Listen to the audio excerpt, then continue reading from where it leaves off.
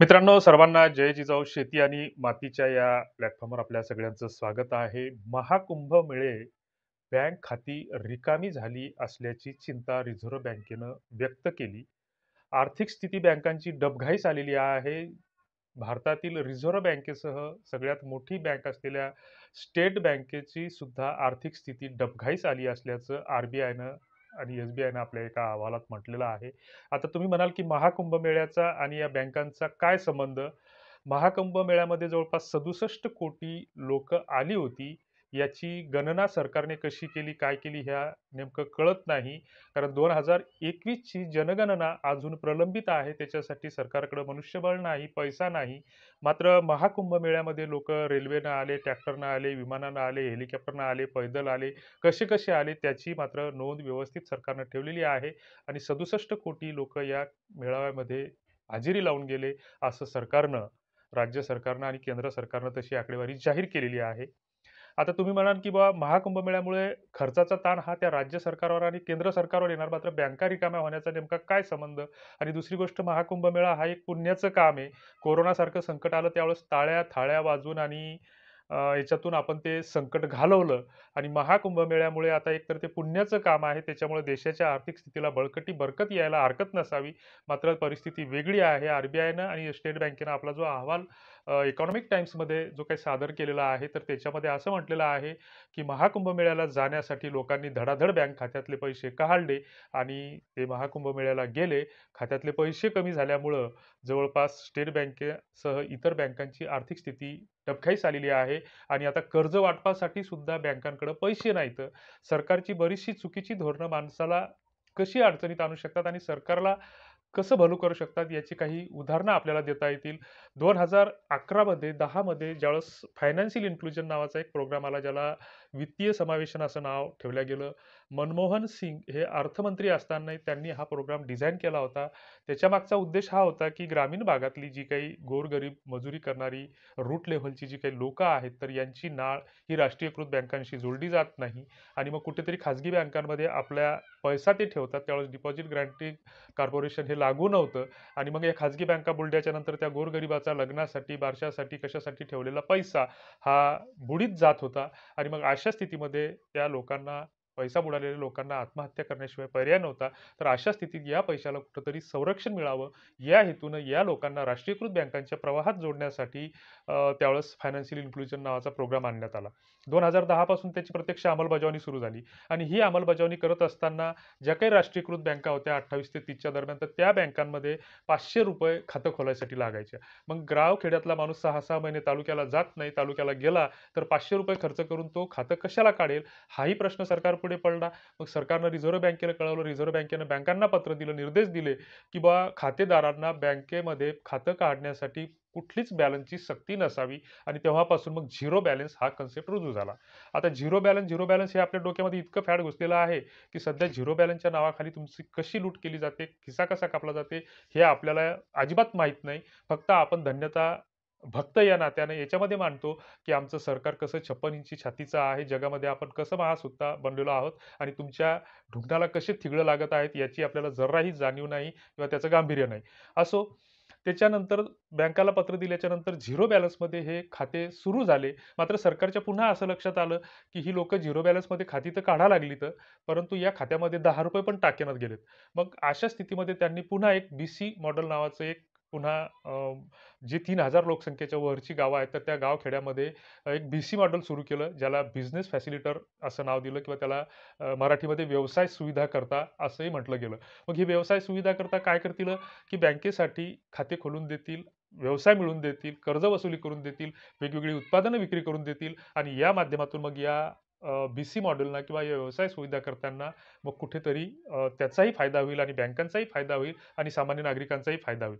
मग त्याच्यामध्ये मग पुन्हा काय सरकारने योजना आणली, की बुवा या खात्यामध्ये हे मजूरदार लोकं, गोरगरीब लोकं पैसे तर जमा करत नाहीत. मग एखादी बाई जर मजुरीने जात असेल, ती दिवसाला ₹60 कमवत असेल, ₹40 घरात खर्च करत असेल आणि ती दररोजचे जर ₹20 त्या खात्यामध्ये जमा करत असेल, तर महिन्याचे ₹600 जमा करेल आणि असं जर ती 4-6 महिन्यापर्यंत जर ती खातं व्यवस्थित चालवत असेल, तर ती 6 महिन्याचं तिचं ॲव्हरेज बॅलन्स काउंट केलं जाईल आणि ॲव्हरेज बॅलन्स तिचं जर ₹2,000 राहत असेल, तर 2,000च्या 6 पट म्हणजे ₹12,000 पर्यंत तिला ओडी दिली जाईल. म्हणजे ओव्हरड्राफ्ट कर्ज सुविधा दिली जाईल आणि तीही बिनव्याजी. मग याच्यासाठी कमीत कमी मर्यादा ठेवली होती ₹1,000 पासून तर ₹25,000 पर्यंत ही ओडी दिली जाईल. मात्र या खात्यामध्ये व्यवहार करण्यासाठी मग सरकारनं रोजगार हमी योजना आणली होती. आणखीन काही लाभाच्या योजना होत्या. तर ही खाती सगळी या लाभाच्या योजनेशी संलग्न करण्यात येतील. मग त्याच्यामध्ये राशनची सबसिडी सोडली जाईल, त्याच्यामध्ये गॅसची सबसिडी सोडली जाईल, शेतीसाठी संबंधित खताची सबसिडी त्याच्यामध्ये सोडली जाईल. त्याच्यामध्ये रोजगार हमीच्या पैशाचं पेमेंट तुमचं जमा केलं जाईल आणि अशा स्थितीमध्ये 12-13 मध्ये मोठ्या प्रमाणामध्ये गावखेड्यामध्ये कॅम्पेनिंग करून ही खाती खोलण्यात आली. त्यातच 2013 मध्ये पुन्हा एका सरकारनं फतवा काढला, की राशन सबसिडीसाठी आता महिला सदस्यांचं खातं काढा, की जास्तीत जास्त महिलांना याच्यामध्ये प्रवृत्त सरकारला करायचं होतं. परंतु सरकारनं त्याचा कुठेतरी चुकीचा अन्वयार्थ काढला. त्या जी-आरचा प्रशासनाने कुठेतरी अन्वयार्थ काढून राशन सबसिडीसाठी जॉइंट खाती काढा, अशा गावोगाव दंड्या पेटवल्या आणि त्याच्यामध्ये लोकांचं शोषण होण्यापलीकडे काहीच झालं नाही. लोकांनी विनाकारण गर्दी केली बँकांमध्ये, जॉइंट खात्याची गरज नसताना जॉइंट खाती काढली आणि ती खाती सध्या निष्क्रिय होऊन लोक 500-500, 600-600 रुपयानं मातीत गेले. त्याच्यानंतर मग या खात्यामध्ये प्रत्यक्ष फंडिंग व्हायला लागलं. मात्र 2014 मध्ये एक पुन्हा दाढीवाल्या बाबाचं सरकार आलं आणि दाढीवाल्या बाबांचं सरकार आल्यानंतर खऱ्या अर्थानं स्वातंत्र्य मिळालं, अशी जाणीव, जागृती आमच्यासारख्या सामान्य माणसाला व्हायला लागली, की 70 वर्ष आम्हाला जे लुटलं गेलं, तर त्याची भरपाई आता या 2014च्या नंतर होणार आणि मग त्याच्यानंतर 14 ऑगस्ट 2014ला 2014 मध्ये या दाढीवाले बाबांनी घोषणा केली, भाइयों और बहनों, जनधन का खाता खुलवाओ, आपको उस खाते में 5-5 हजार रुपये का ओडी मिलेगा. ते 15 लाखाचं वगैरे आम्ही काही बोलत नाही.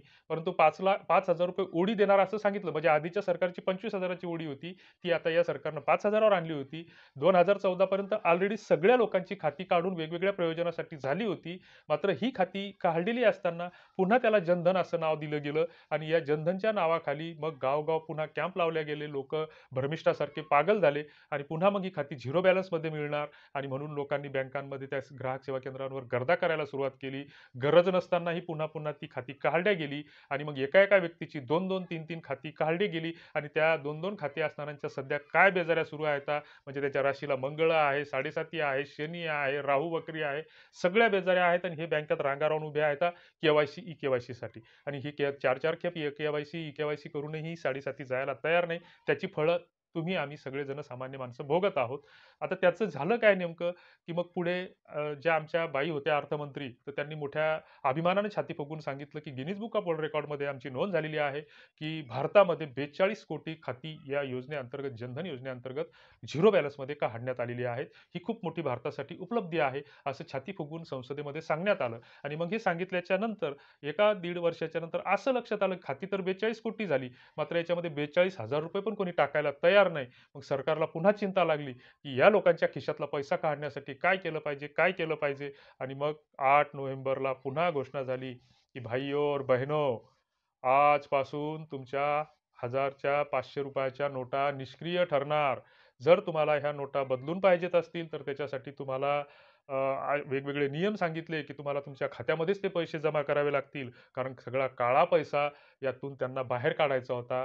वास्तविक हे काळा पैसा वगैरे काही नव्हतं. तुमच्या खिशातला पैसा बाहेर काढायचा होता. कारण जनधनची खाती ही झिरो बॅलन्समध्ये निष्क्रिय होऊन पडलेली होती आणि ती खाती तुम्हाला यांना पुन्हा ॲक्टिव्ह करायची होती. त्यासाठी मग आमच्या माय-मावल्यानं, बाया-बहिणीनं, शेतकऱ्यानं, शेतमजुरानं जवळपास नोव्हेंबर, डिसेंबर, जानेवारी महिन्यामध्ये पोलिसांचे फटके खात-खात बँकांपुढे रांगा लावल्या आणि ते पैसे त्या जनधनच्या खात्यातून बदलून घेतले आणि नंतर कारण नसताना, गरज नसताना पुन्हा ही खाती वेळोवेळी होल्ड केली गेली आणि होल्ड केली गेली असताना मग त्या खात्यातला पैसा तुमचा अडकून ठेवला गेला. आता त्या खात्यामध्ये किती फंडिंग आहे हे वेगळं सांगायची गरज नाही. मग वेगवेगळ्या चार्जेसच्या नावाखाली तुमची आमची लूट सुरू केली. गेल्या 4-5 वर्षामध्ये जवळपास 42,000 करोड रुपये या सरकारनं म्हणजे सरकारच्या बँकांनी तुमच्या आमच्या खात्यातून चार्जेसच्या नावाखाली सुरू केले. मिनिमम बॅलन्स जी काही झिरो बॅलन्सची संकल्पना होती, ती आता पूर्णपणे मोडीत काढली. तुमच्या बचत खात्याला जवळपास ₹2,000 ॲव्हरेज बॅलन्स हे मेंटेन करावंच लागतं. म्हणजे एका दिवसासाठी तुम्हाला ₹60,000 ठेवणं आवश्यक आहे. त्याच्यानंतर cash handling charges, account maintain charges, SMS charges, ATM charges, chequebook charges अशा वेगवेगळ्या चार्जेसचा तुमच्यावर भडीमार सुरू केला आणि त्याच्यानंतर ही सगळी तुमची आमची लूट सुरू केलेली आहे. ज्यावेळेस एखादा व्यक्ती मयत होतो, मृत होतो, तर त्यावेळेस त्याच्या खात्यामध्ये ₹60, ₹70, ₹100, ₹1000, 5,000, 10,000, लाख, 2,00,000, 5,00,000 असतात. आणि अशा वेळेस हे पैसे काढण्यासाठीचा जो काही नियम आहे, तर जर त्या खात्याला नॉमिनी असेल, नॉमिनी जर नोंदलेला असेल, तर अशा खात्यातून त्याला मृत्यू प्रमाणपत्र, खात्याची झेरॉक्स आणि त्या अर्जदाराचा अर्ज दिल्याच्या नंतर अगदी सोप्या प्रक्रियेद्वारे ते पैसे त्या खात्याला जमा केले पाहिजे, असा नियम सांगतो. मात्र या बँकांमध्ये महिना-महिना, 2-2 महिने चकरा माराव्या लागतात आणि चकरा मारल्याच्या नंतर शेवटी तो माणूस कंटाळून जातो. 700, 1000, ₹2000 असतात, त्याच्यावर तो पाणी सोडतो आणि मग शेवटी ते पैसे त्या बँकांना स्वाहा होतात. आणि मग अशा स्थितीत जर एखाद्या खात्यात 1-2 लाख रुपये असतील आणि त्या खात्याला जर नॉमिनी नसेल, तर मग त्याचे सोपस्कार खूप मोठे भयानक आहेत, की असं वाटतं की हे ₹1,00,000 नको, परंतु या बँकेचं परत तोंड पाहणं नको आणि मग हे अशी पैसे जवळपास 10 वर्षापर्यंत त्या बँकांमध्ये पडून असतात आणि 10 वर्षाच्या नंतर हे फंडिंग रिझर्व्ह बँकेकडे वळतं होतं आणि रिझर्व्ह बँकेला मग सरकार आपल्या सोयीनुसार भगदाड पाडत असतं. हे आम्ही पाहिलेलं आहे, अनुभवलेलं आहे. आणि मग अशा स्थितीमध्ये तुम्ही तुमच्या गावाच्या ठिकाणी किंवा बाजूच्या ठिकाणी जर जिल्हा बँक असेल, तर तिला माहिती अधिकारामध्ये पत्र द्या, की तुम्ही आतापर्यंत जे काही डेड मनी आहे, मृत पैसा आहे, जो काही मृत साठा आहे तुमच्याकडे, तर मृत पैशाचं जे फंडिंग आहे, तर रिझर्व्ह बँकेकडे तुम्ही आतापर्यंत किती पाठवलं किंवा गेल्या 6 महिन्यामध्ये किती पाठवलं. दर महिन्याला त्यांना हे असा मृत पैशांचा साठा रिझर्व्ह बँकेकडे वळता करावा लागतो आणि मग अशा बँकांची संख्या भारतामध्ये किती आहे, हे लक्षात घ्या. मेलेल्या लोकांच्या खात्यावरचे जवळपास 82,000 करोड रुपये हे सरकारकडे बुडीत आहेत. अशी ही कितीतरी लांब लिस्ट आहे. तुम्हाला याबद्दल काय वाटतं ते कमेंट बॉक्समध्ये नक्की कळवा. धन्यवाद.